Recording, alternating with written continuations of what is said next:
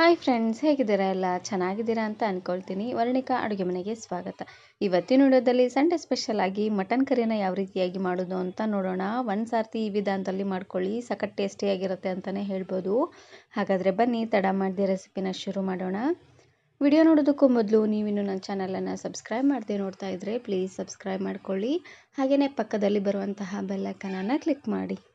Mutton ಕರಿನ ಮಾಡಲಿಕ್ಕೆ ಮೊದಲು ನಾನಿಲ್ಲಿ ಒಂದು ಮಸಾಲೆಗಳನ್ನು ಹುರ್ಕೊಳ್ತಾ ಇದ್ದೀನಿ. ಪ್ಯಾನ್ಗೆ ನಾನಿಲ್ಲಿ ಅರ್ಧ ಬಟ್ಲೆ ಆಗುವಷ್ಟು ಒಣ ಕೊಬ್ಬರಿ, ಹಾಗೆಯೇ 4ರಿಂದ 5 ಗಡ್ಡೆ ಆಗುವಷ್ಟು ಬೆಳ್ಳುಳ್ಳಿ, 4 ಇಂಚ್ ಆಗುವಷ್ಟು ಶುಂಠಿನ ಹುರ್ಕೊಳ್ತಾ ಇದ್ದೀನಿ.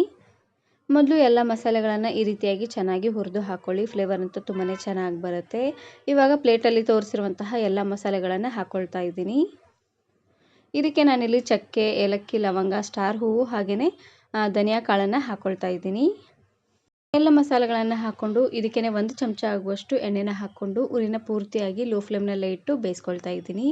ಎಲ್ಲವನ್ನು ಚೆನ್ನಾಗಿ ಹುರ್ಕೊಂಡು ತಗೊಳ್ಳಿ. ಈ ರೀತಿಯಾಗಿ ಮಾಡೋದ್ರಿಂದ ಮಟನ್ ಕರಿ ಅಂತೂ ತುಂಬಾ ಟೇಸ್ಟಿಯಾಗಿ ಬರುತ್ತೆ ಅಂತಲೇ ಹೇಳ್ಬೋದು. ನಾನು ಇದೇ ರೀತಿ ಬಹಳಷ್ಟು ವೆರೈಟಿ ಆಗಿರುವಂತಹ ನಾನ್ ವೆಜ್ ರೆಸಿಪೀಸ್ನ ಅಪ್ಲೋಡ್ ಮಾಡಿದ್ದೀನಿ. ವಿಡಿಯೋ ನೋಡಿಲ್ಲ ಅಂದರೆ ಈ ವಿಡಿಯೋ ಕೊನೆಯಲ್ಲಿ ಹಾಕಿರ್ತೀನಿ, ನೋಡಿ ಚೆಕ್ ಮಾಡಿ.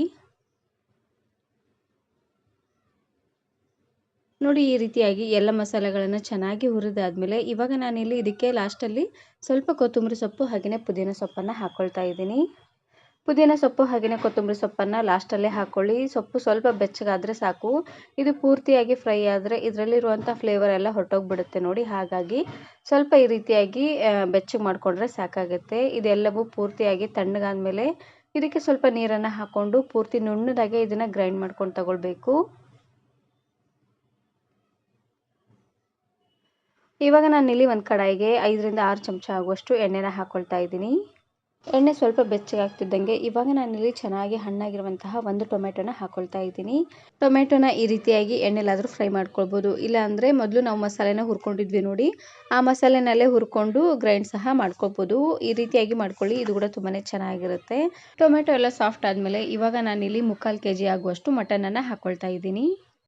ನಾನು ತೊಗೊಂಡಿರುವಂತಹ ಮಟನ್ನು ಸ್ವಲ್ಪ ಎಳೆದಿತ್ತು, ಹಾಗಾಗಿ ನಾನಿಲ್ಲಿ 2 ವಿಸಿಲ್ ಕೂಗಿಸಿ ತಗೊಂಡಿದ್ದೆ. ಮಟನ್ ಸ್ವಲ್ಪ ಬಲ್ತಿದ್ದಿದ್ರೆ 3 ಅಥವಾ 4 ವಿಸಿಲ್ ಕೂಗಿಸ್ಕೊಂಡು ತಗೊಳ್ಳಿ, ತುಂಬಾ ಸಾಫ್ಟಾಗಿ ಚೆನ್ನಾಗಿ ಬೇಯುತ್ತೆ. ಮಟನ್ ಸ್ವಲ್ಪ ಕೆಂಪದಾಗಿದ್ದರೆ ಬಲ್ತಿದೆ ಅಂತ ಅರ್ಥ. ಸ್ವಲ್ಪ ಈ ರೀತಿಯಾಗಿ ಬೆಳ್ಳದಾಗಿದ್ದರೆ ಮಟನ್ನು ಪೂರ್ತಿ ಎಳೆಯದಾಗಿದೆ ಅಂತ ಅರ್ಥ. ಇದಕ್ಕೆ ನಾನಿಲ್ಲಿ ರುಚಿಗೆ ತಕ್ಕಷ್ಟು ಉಪ್ಪು ಹಾಗೆಯೇ 1/4 ಚಮಚ ಆಗುವಷ್ಟು ಅರಶಿನ ಪುಡಿನ ಹಾಕ್ಕೊಂಡು ಬೇಯಿಸ್ಕೊಳ್ತಾ ಇದ್ದೀನಿ. ಮೊದಲು ಉಪ್ಪು ಹಾಗೆಯೇ ಅರಶಿನ ಪುಡಿನ ಹಾಕ್ಕೊಂಡು ಒಂದು 2 ನಿಮಿಷವರೆಗೂ ಚೆನ್ನಾಗಿ ಇದನ್ನು ಬೇಯಿಸ್ಕೊಂಡು ತಗೊಳ್ಬೇಕು ಎಣ್ಣೆನಲ್ಲೇ. ಈ ರೀತಿಯಾಗಿ ಮಾಡೋದ್ರಿಂದ ನಾವು ಹಾಕುವಂತಹ ಮಸಾಲೆ ಎಲ್ಲ ಚೆನ್ನಾಗಿ ಮಟನ್ಗೆ ಹತ್ಕೊಳ್ಳುತ್ತೆ. ಹಾಗಾಗಿ ಈ ರೀತಿಯಾಗಿ ಮೊದಲು ಒಂದು 2 ನಿಮಿಷವರೆಗೂ ಚೆನ್ನಾಗಿ ಇದನ್ನು ಫ್ರೈ ಮಾಡ್ಕೊಂಡು ತಗೊಳ್ಳಿ ಎಣ್ಣೆಲೆ.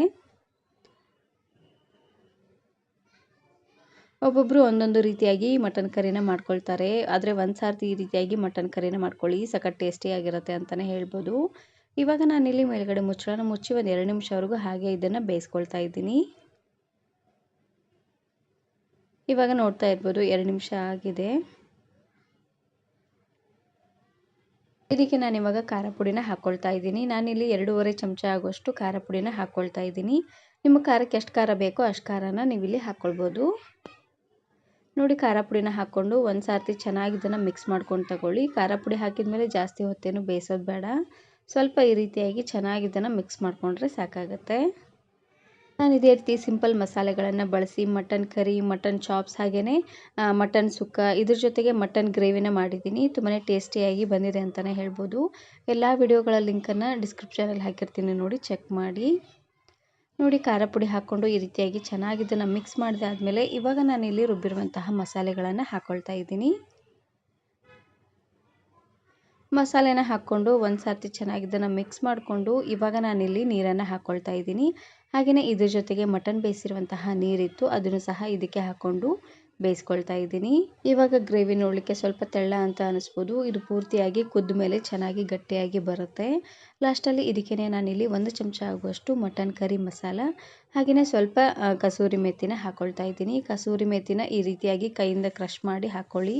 ಕಸೂರಿ ಮೆಥಿ ಹಾಕೋದ್ರಿಂದ ಮಟನ್ ಕರಿ ಅಂತೂ ತುಂಬಾ ರುಚಿಯಾಗಿ ಬರುತ್ತೆ ಅಂತಲೇ ಹೇಳ್ಬೋದು. ಎಲ್ಲವನ್ನು ಹಾಕ್ಕೊಂಡು ಲೋ ಫ್ಲೇಮ್ನಲ್ಲೇ ಇಟ್ಟು ಚೆನ್ನಾಗಿ ಇದನ್ನು ಬೇಯಿಸ್ಕೊಂಡು ತಗೊಳ್ಳಿ. ಮಟನ್ನು ಅರ್ಧದಷ್ಟು ಕುದ್ದಿರುತ್ತೆ, ಇನ್ನು ಸ್ವಲ್ಪ ಇದನ್ನು ಕುದಿಸ್ಕೊಂಡ್ರೆ ಸಾಕಾಗುತ್ತೆ. ಇವಾಗ ನೋಡ್ತಾ ಇರ್ಬೋದು ಮಟನ್ ಕರಿ ಚೆನ್ನಾಗಿ ಕುದಿ ಬರ್ತಾ ಇದೆ, ನೋಡ್ತಾ ಇದ್ದೀರಲ್ವ. ಈ ರೀತಿಯಾಗಿ ಚೆನ್ನಾಗಿ ಕುದಿ ಬರುವಂಥ ಟೈಮಲ್ಲಿ ರುಚಿ ನೋಡಿಕೊಂಡು ಉಪ್ಪೇನಾದರೂ ಕಡಿಮೆ ಅಂತ ಅನಿಸಿದ್ರೆ ಇನ್ನು ಸ್ವಲ್ಪ ಉಪ್ಪನ್ನು ಹಾಕ್ಕೊಂಡು ಚೆನ್ನಾಗಿ ಇದನ್ನು ಕುದಿಸ್ಕೊಂಡು ತಗೊಳ್ಳಿ. ಇದು ಸ್ವಲ್ಪ ತೆಳ್ಳ ಅಂತ ಅನಿಸ್ಬೋದು, ಇದು ಪೂರ್ತಿಯಾಗಿ ಆರಿದ ಮೇಲೆ ಇನ್ನೂ ಗಟ್ಟಿಯಾಗಿ ಬರುತ್ತೆ. ಇವಾಗ ನಾನಿಲ್ಲಿ ಗ್ಯಾಸನ್ನು ಆಫ್ ಮಾಡಿ ಆಲ್ರೆಡಿ ಒಂದು 10ರಿಂದ 15 ನಿಮಿಷ ಆಗಿದೆ. ಇವಾಗ ನೋಡ್ತಾ ಇರ್ಬೋದು ಗ್ರೇವಿ ಎಷ್ಟು ಗಟ್ಟಿಯಾಗಿ ಬಂದಿದೆ ಅಂತ. ನೋಡ್ತಾ ಇದ್ದೀರಲ್ವ ಎಷ್ಟು ಗಟ್ಟಿಯಾಗಿ ಬಂದಿದೆ. ಈ ಗ್ರೇವಿನ ನೀವು ಚಪಾತಿ, ರೋಟಿ, ಕುಲ್ಚಾ ಹಾಗೆಯೇ ವೆರೈಟಿ ಆಗಿರುವಂತಹ ರೈಸ್ ಜೊತೆಗೆಲ್ಲ ಸರ್ವ್ ಮಾಡ್ಕೊಳ್ಬೋದು. ಸಖತ್ ಟೇಸ್ಟಿಯಾಗಿರುತ್ತೆ.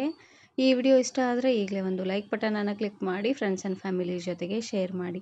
ಹಾಗೆಯೇ ಮತ್ತಷ್ಟು ಹೊಸ ರೆಸಿಪಿಗಾಗಿ ವರ್ಣಿಕಾ ಅಡುಗೆ ಮನೆ ಯೂಟ್ಯೂಬ್ ಚಾನಲನ್ನು ಸಬ್ಸ್ಕ್ರೈಬ್ ಮಾಡ್ಕೊಳ್ಳಿ. Thanks for watching.